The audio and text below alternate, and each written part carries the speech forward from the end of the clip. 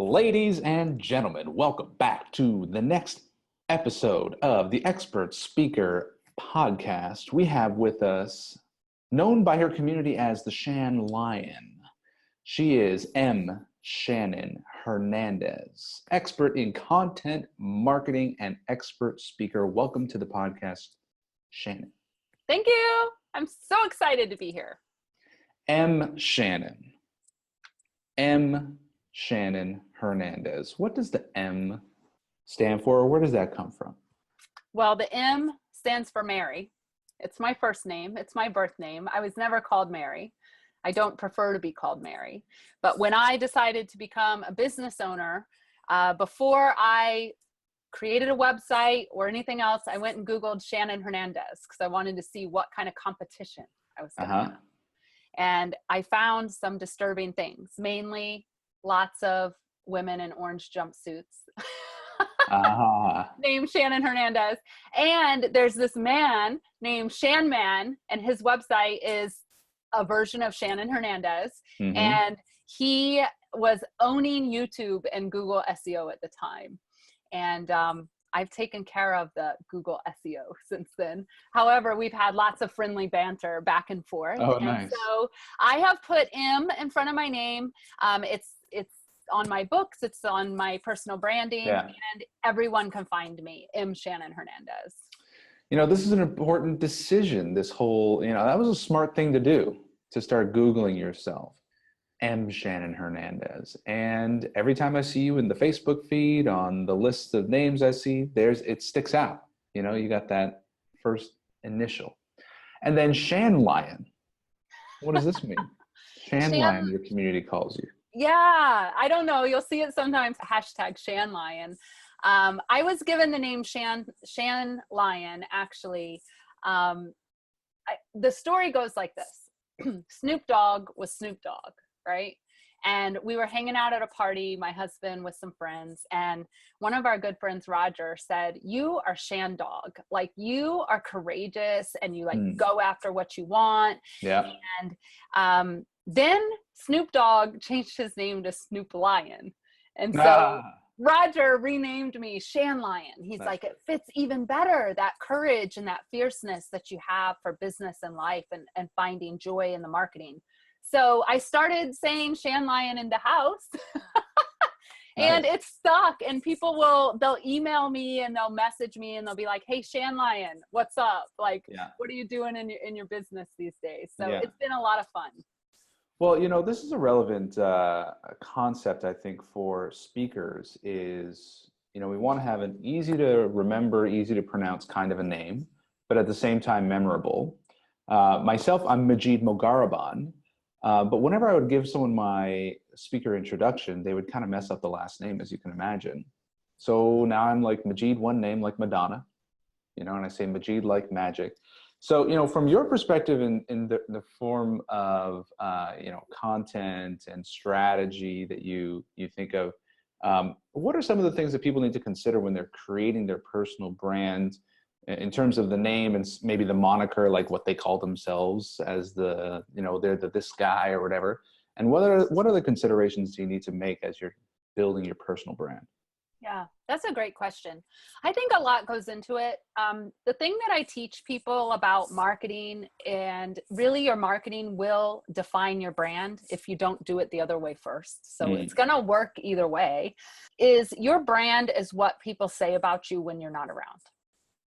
Very good. I think that's really important to keep in mind. I mean, people are probably out talking about Shan Lion somewhere. That's fine. That's what we want, right? That's that automation sometimes that we talk about that we don't think about, is people are doing the marketing for you. They're sending referrals your way and talking your name. So for personal branding, first, I think everyone should Google their name, and they should do it early and they should do it often. And I have Google alerts set up for a lot of things because I want to keep track of what people are saying about me. Most of the time it's really good stuff. If anyone's using my intellectual property that I have trademarked, that's really important to me. And your personal brand is really defined by what you say over and over again, how you show up over and over again. And I would even go on to say your appearance. And I will say that now because, you know, I threw some makeup on for this interview. I don't generally wear makeup unless it's kind of like a special thing. But you can rest assured that when I show up at a restaurant, this happened in Tennessee a year ago, it was awkward. It was so awkward. Somebody came up to my table, I was sipping on my iced tea, and they said, "Oh my God, are you Shannon Hernandez?" I was like, "Yeah." And then I wanted to hide behind my napkin. Oh. But I learned an important lesson. And this has happened over and over as I go out and I speak and I appear in people's communities. Everyone says, "Oh my God, you look and act just like you do on Facebook." And I think that's a strong personal brand. There's no separation of who I am. And I don't know, Majeed, have you ever met people and they're not even who they were online? And it's disappointing. Yeah. All right. So that's some like authenticity, consistency. Now, what would you say to the listener who says, yeah, that's easy for you to say, Shannon, because you're awesome, but my authentic self is kind of not that good. And I'm thinking maybe if I put on a little bit of a show for the people, that's what they need to hear and need to see to take me seriously. But if I was just myself, not sold on it. Can I say bullshit? You Am I allowed to do that? you can do that. Okay, I call bullshit on that. I think you are awesome just as you are. I don't think you're broken, and I don't think you need fixed, and I don't think you have to enhance things. Now, yes, might you have to work on, I don't know, speaking a little more clearly? Of course, we all do, or being a little more coherent, not going off on tangents. Those are things that people can help you with. But your being who you truly are in the world is already awesome. You have amazing stories that are going to gravitate people to you, whether you've uncovered them or not. You are already an expert. I call this the confident expert. You are already an expert at what you do and who you are. And you might just need a little help finessing the message, working on the marketing, but you're awesome. You're just awesome already. So I call hogwash on that. Good. I think some people need to hear that. Y'all hear that? Hogwash. Okay. I want to dive into the content, personality types, and the strategies that you have. But first, let's do a little backstory. I know you had the career as a teacher. What was the transition from one career into now being what you are now? Well, I thought it would be an easy transition. It was hellacious. But here's kind of how it went. This is like the fast track version. I had been teaching 15 years. I am a teacher and trainer, speaker, performer at heart. I had to learn that to capture the attention of 8th graders in an inner city New York classroom. And we had a lot of fun. I wasn't a teacher in a classroom. I was a community builder, and my students were the community. And I could go on and on about that, but it was great. The system is broken. The system needs fixed. And I had to get out of there because I was really dying on the inside. Every time I had to go teach for a test instead of teach for fun and teach so that people actually wanted to show up there. So Hurricane Sandy came through New York, which was this bogus event. We never get hurricanes up here. And, all the schools were closed down. I had left the day before. It was a rare day. I left without my lesson plan book. I left without any papers to grade. And for the first time in my life, I was sitting at home for a week with absolutely zero to do that was work related. And I was uncomfortable. I had defined my whole life as a teacher. And with that, the martyr syndrome that comes with being a teacher, you work all the time, you do it for the kids, all of that stuff. And I just started journaling. And on day 3, a line appeared in my journal that said, "I deserve to be happy again." And I didn't ignore that. It made me uncomfortable, and I could cry if I thought about it too long right now, but I didn't ignore that line. And I thought about it, and I said on the 4th day to my husband, "I think I need a career change. I can't do this." He said, "What do you want to do?" I said, "I want to open a business." He said, "How are you going to do that?" I said, "I don't have any idea. I've never opened a business before." So I made a list of all the things I thought I could get paid to do.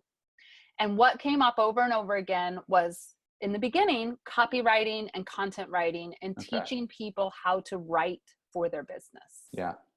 And so that's where I started. And that was 5 years ago. My business has evolved a few times, but that's really where I got my start. Cool. So tell me about what you do now.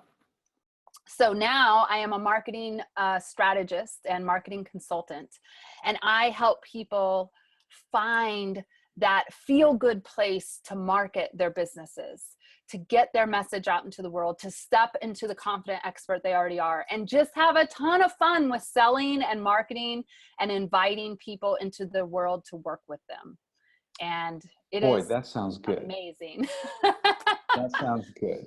You know, I know there's a lot of people listening right now thinking marketing and sales is not fun. That's the hard stuff. You know, the fun stuff is when I get to actually do my work, you know, give my gift, whether for speakers that's getting on stage or for coaches that's, you know, doing the coaching.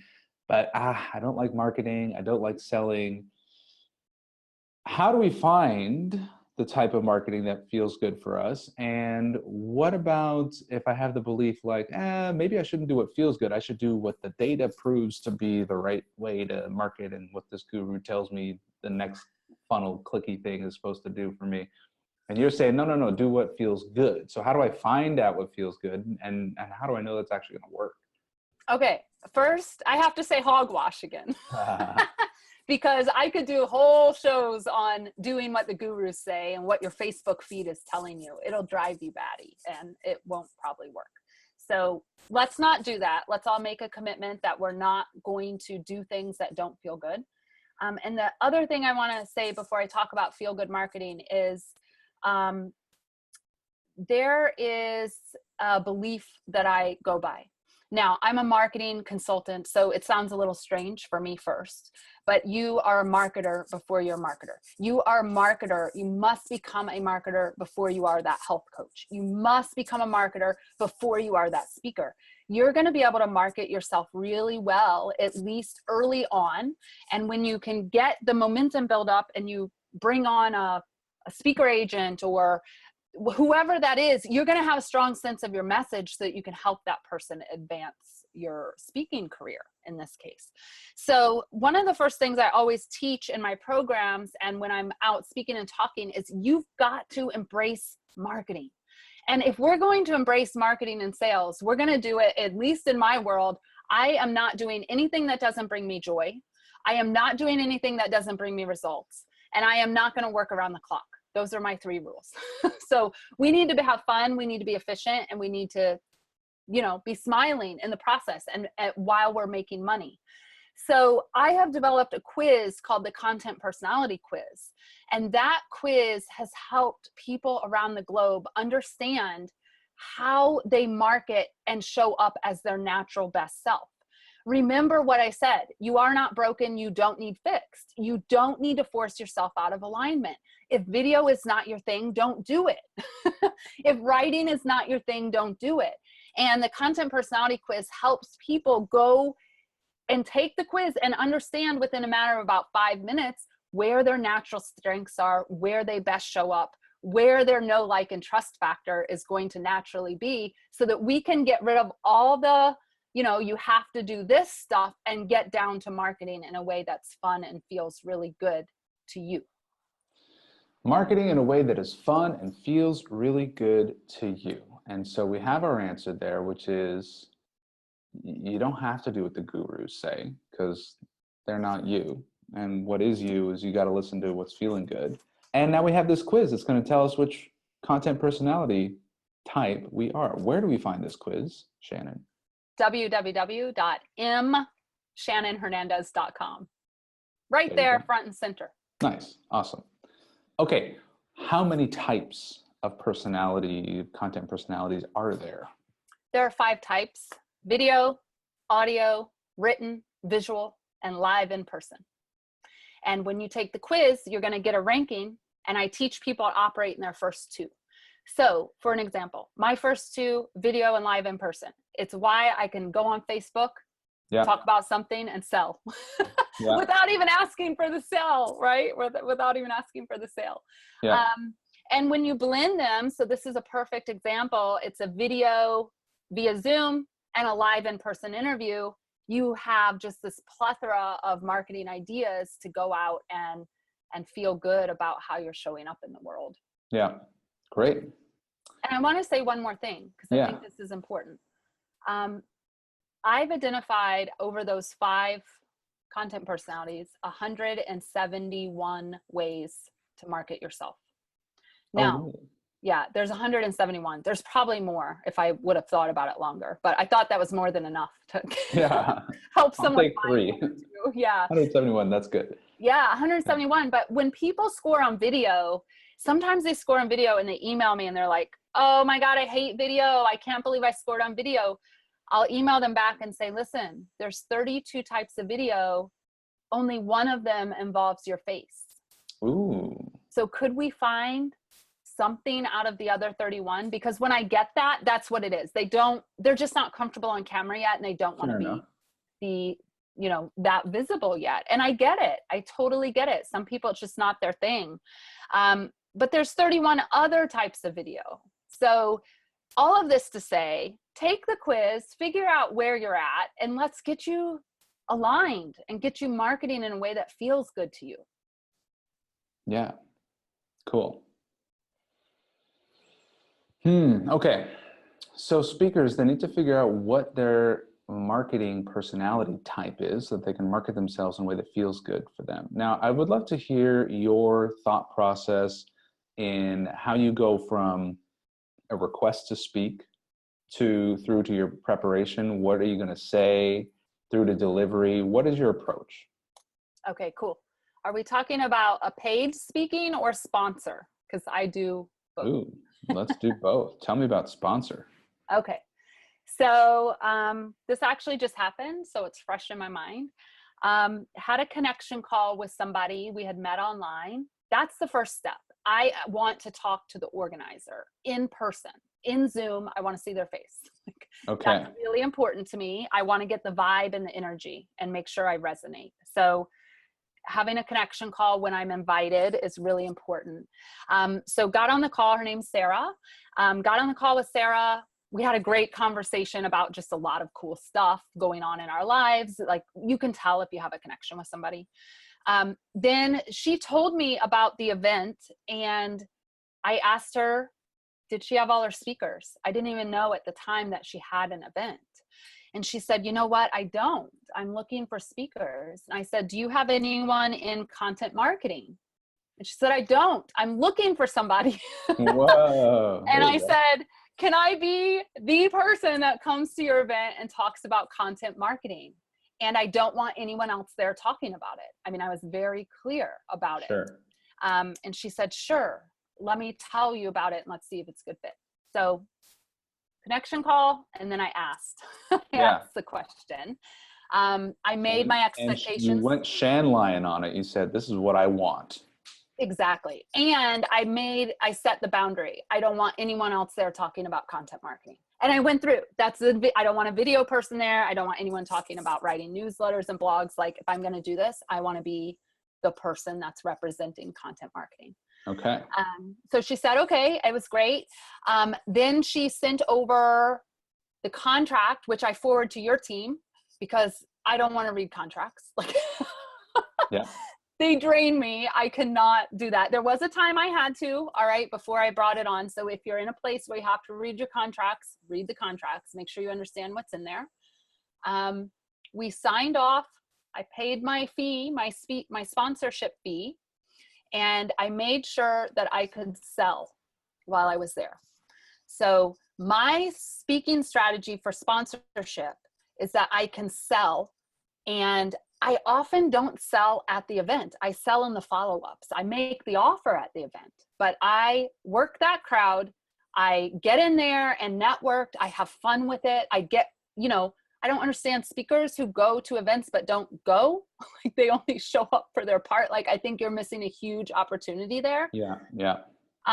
So I make sure if I sponsor an event, if it's a paid sponsorship, that I can sell. And I do really well with that, but it's in the follow-up.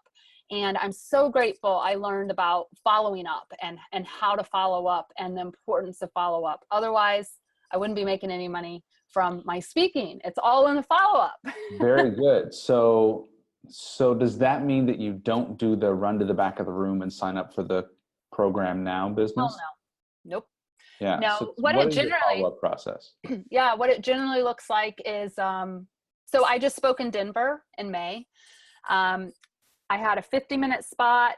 It was interactive.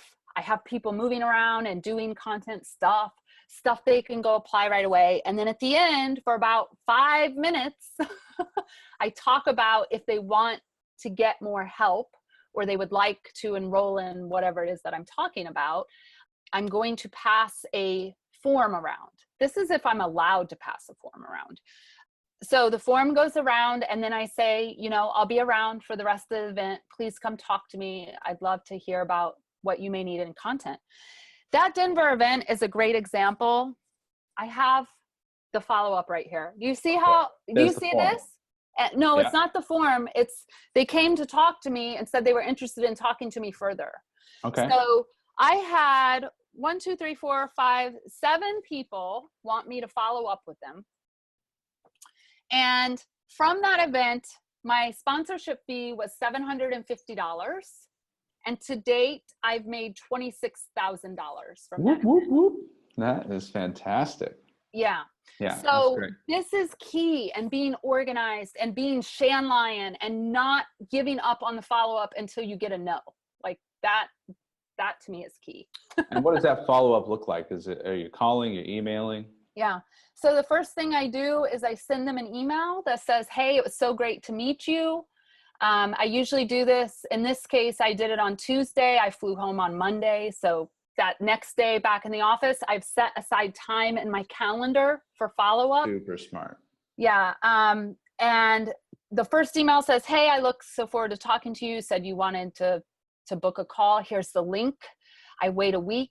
If I don't hear back, I forward it back to them and say, hey, you said you wanted to speak to me. Like, I'm looking forward to talking to you. And usually by the second time, I get a response. Yeah. These people, 5 out of 7 responded. I only do that 3 times. If you ignore me 3 times, I'm done. Like, I don't have time to chase people. Sure. So that's pretty much the system that I follow. Yeah. Yeah. Okay. Now, how does this approach differ from a paid speaking engagement? Well, it depends what the rules are of the paid speaking engagement. So for some paid speaking engagements, you can't make an offer, right? And that's okay for me because I'm going to the event and I'm going to network. I'm going to meet some interesting people and I'm going to follow up and I'm going to form joint venture opportunities. This happened in Denver. I'm bringing somebody in who focuses on creativity to my Pennsylvania retreat in October.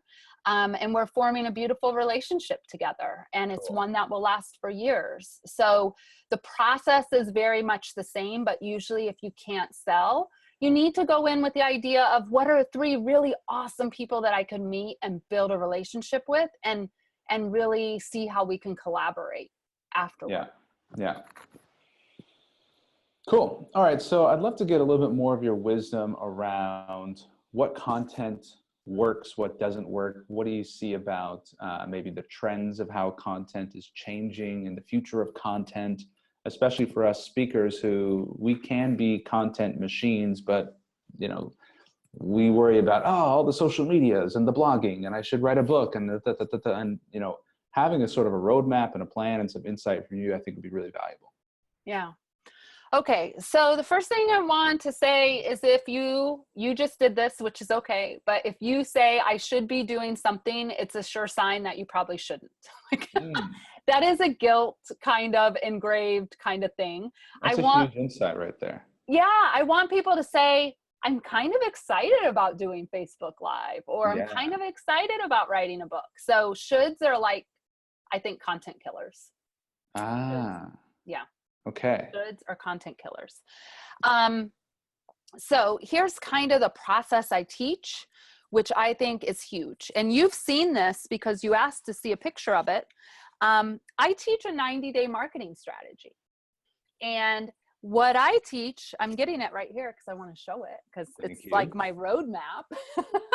This is July. I'm in launch month, so it's a little crazier than normal. Yeah. But I teach people to lay out a 90-day marketing strategy that's aligned with their joy. Okay, joyful marketing. It's such an oxymoron, but we're embracing it. Okay, we're starting a movement. This movement is joyful marketing. Lay it out. Make sure all the rest of your life is in there. Make sure your vacation's in there. Make sure your yoga time is in there.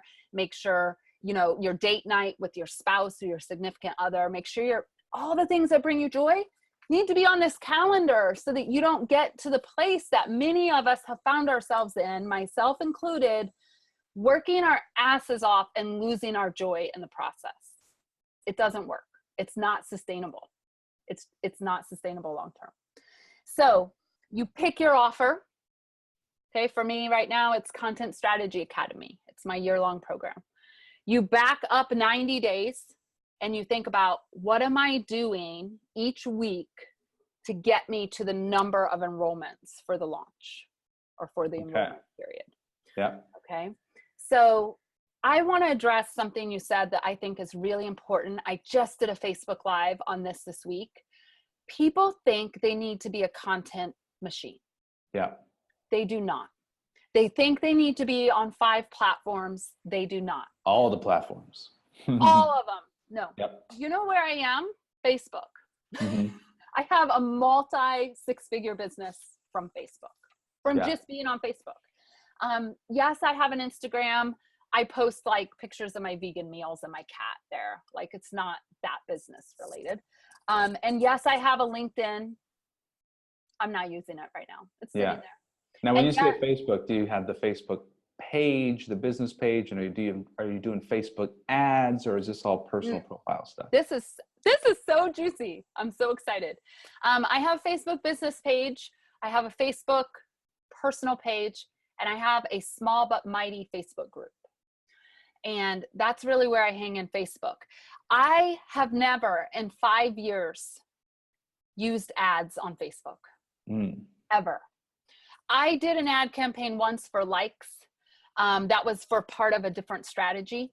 And I did a ad campaign for my quiz at one time. But outside of that, I have never used Facebook ads. And I'm really proud of that. I am really, really proud of that, because everyone says you should be doing Facebook ads. Yep. You don't have to. You just don't have to. I have never paid for Google SEO stuff. I have put out one piece of consistent content on my blog and learned how to repurpose it to several places over the last 5 years. I have over 500 pieces of content on my blog. It's why I dominate SEO for my name. It's why I now surpass Shanman. We talked about at the beginning of the thing. And if I could get people to understand one piece of content can be used all week in 5 or 6 or 7 ways, their life would be so much easier. And that's what I did a Facebook Live on earlier this week. It was really well received.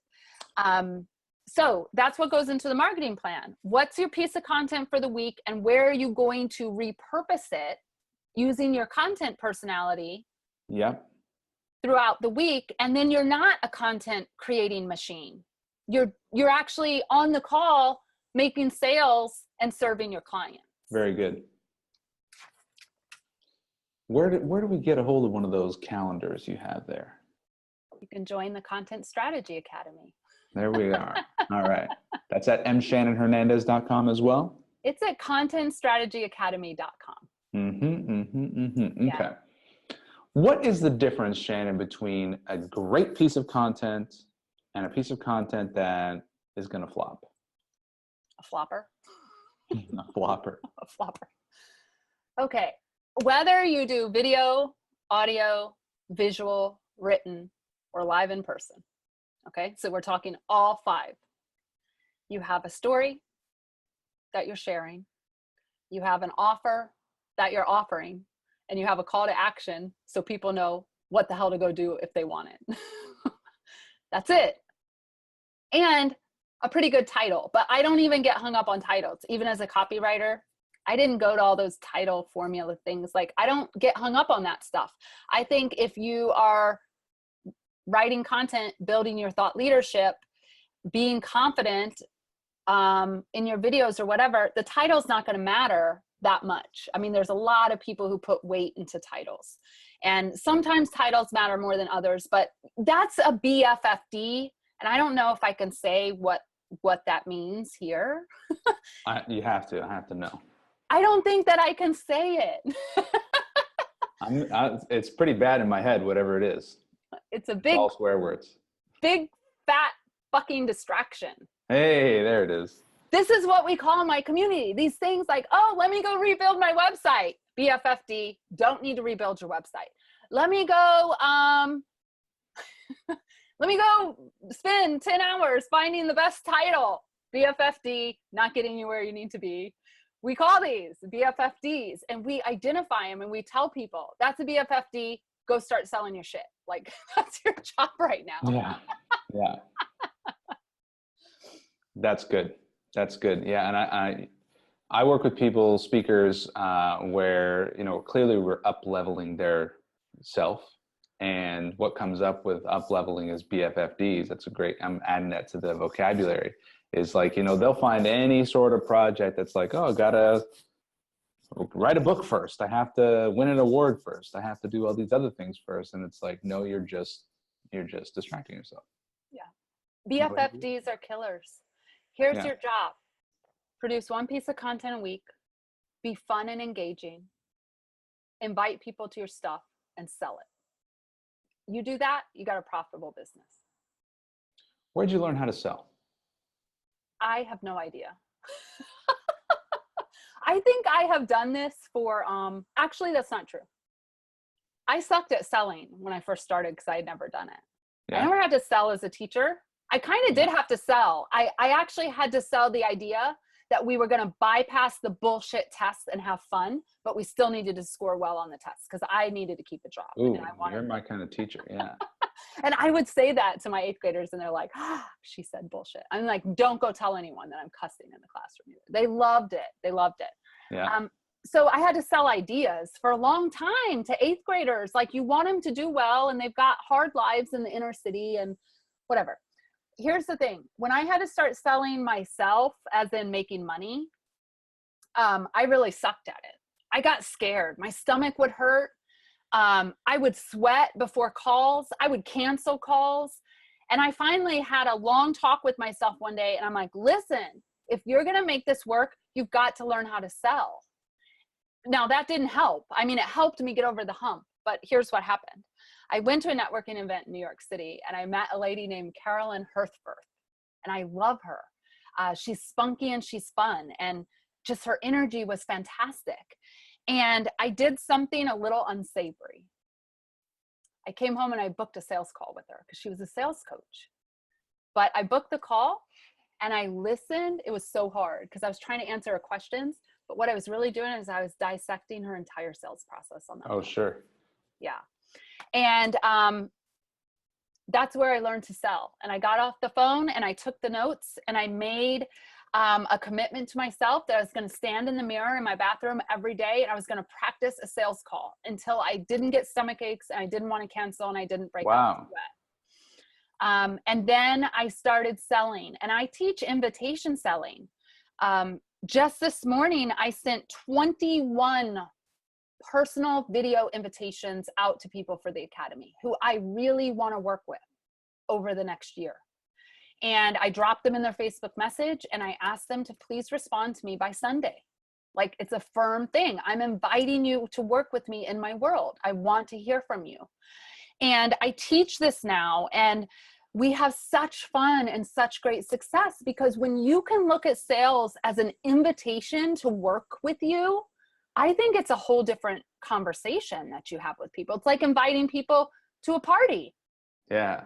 They either take it or they don't. And I don't get attached to it anymore. Yeah. That's good. Yeah.